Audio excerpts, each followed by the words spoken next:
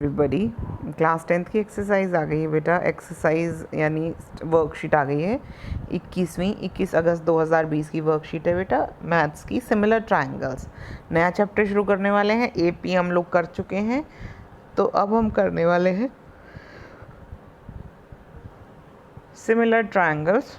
Similar triangles आज हम सीखने वाले हैं। होता क्या सिमिलर का मतलब, दो फिगर्स हैं, सिमिलर हैं, उनकी शेप एक जैसी है लेकिन साइज़ एक जैसा नहीं है। इस बात को समझिएगा। देखिए मैं समझाती हूँ। मैंने यहाँ पर एक क्वेश्चन मार्क लगाया, यहाँ पर एक क्वेश्चन मार्क लगाया, यहाँ पर एक बड़ा क्वेश्चन मार्क लगाया। दोनों की शेप सेम है, साइज़ सेम नहीं है। साइज़ सेम नहीं है लेकिन शेप जो है वो सेम है। तो ऐसी चीज़ों को हम कहते हैं सिमिलर। क्या कहते हैं? सिमिलर। सिमिलर चीज़ें। एक और एग्जांपल लेते हैं। यहाँ पर दो ट्रायंगल्स बनी हुई, दोनों ट्रायंगल्स कॉन्ग्रुएंट हैं अगर दोनों बिल्कुल एक जैसी हैं, है ना। ये साइड इसके बराबर, ये साइड इसके बराबर और ये साइड इसके बराबर, कोई दिक्कत नहीं है। दो फिगर्स या पॉलीगन्स कॉन्ग्रुएंट हैं अगर उनकी सेम शेप है और सेम साइज़ है। Same shape same size congruency कहलाता है। Same shape but different size similarity कहलाता है। क्या कहलाता है? Similarity.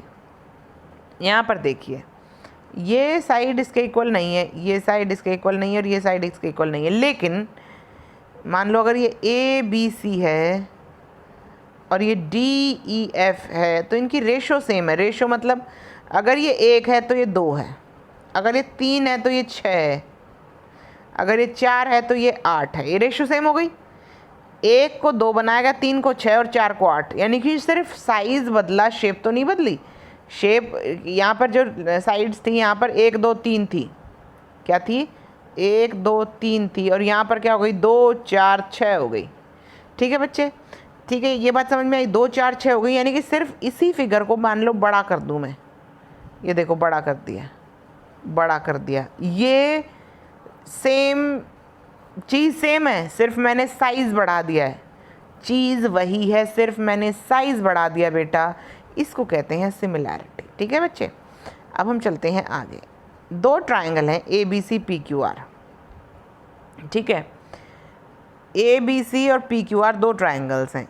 Angle A angle P के बराबर है, ठीक है जी। एंगल बी एंगल क्यू के बराबर, ठीक है जी। एंगल सी एंगल आर के बराबर, बिल्कुल ठीक है जी।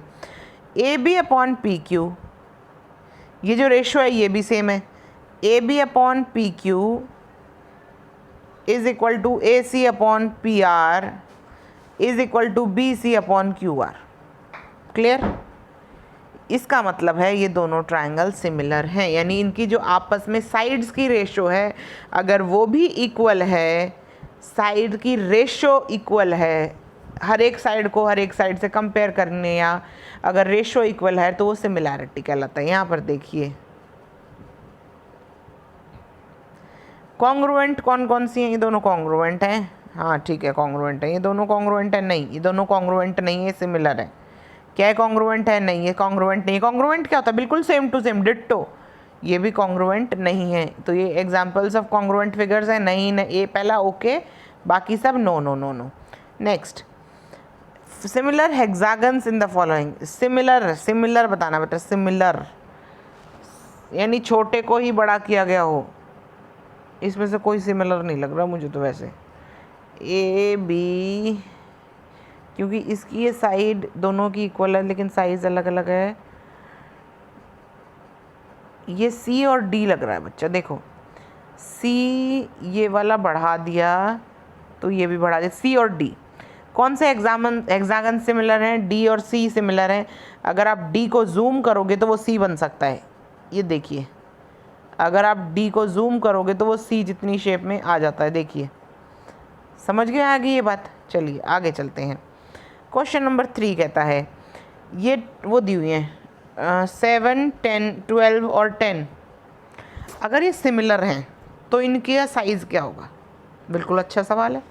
अगर ये सिमिलर हैं तो इनका साइज़ क्या होगा? इनका साइज़ देखो बेटा, अगर A B C A P Q R के सिमिलर है, 12 7 10, अगर A B C P Q R के सिमिलर है, ये जो अक्षर मैं लिख रही हूँ ना ए बी सी, अगर मैं इसको बी ए सी लिख दूँ तो एक सवाल गड़बड़ हो सकता है सिमिलैरिटी में, क्योंकि जो साइड जिसके रेशो बनाने वाली है वो रेशो बदल जाएगी अगर मैंने इसकी टर्मिनोलॉजी बदल दी। तो यानी कि यहाँ पर क्या होना चाहिए, अगर ये सिमिलर हैं, दोनों सिमिलर हैं, तो A B upon P Q should be equal to B C upon Q R is equal to A C upon P are.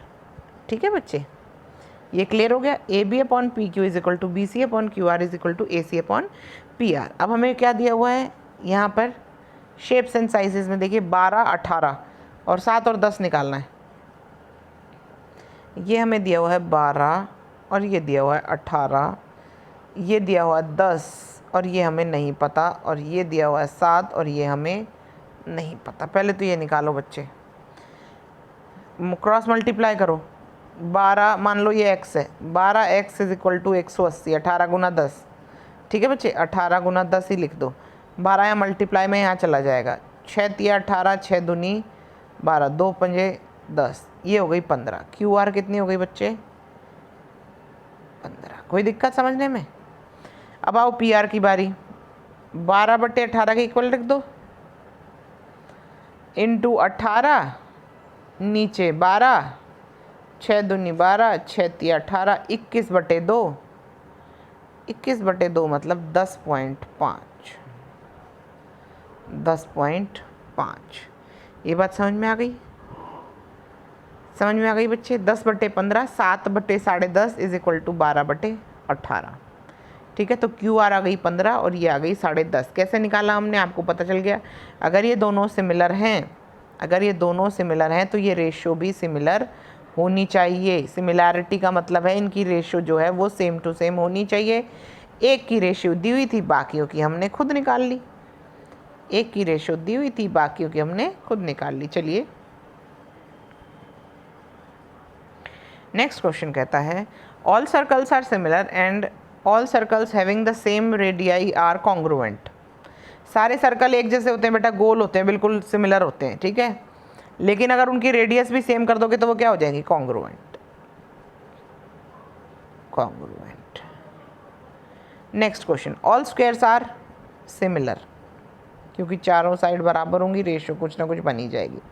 All the dash triangles are similar, equilateral.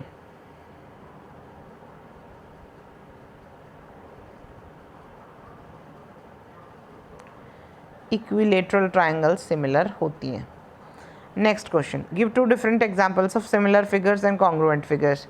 Similar figure बेटा दो square जिनकी side अलग अलग हो, और congruent 2 circle जिनकी radius एक जैसी हो। 2 circles having the same radius are congruent figures and 2 circles having the different radius are called similar figures. I hope ये वर्कशीट आपको समझ में आए। अगर कोई डाउट हो तो पूछिएगा। मिलते हैं अगली वर्कशीट के साथ। सिमिलैरिटी को ध्यान से पढ़िए और समझने की कोशिश कीजिए। बाय बाय बच्चों।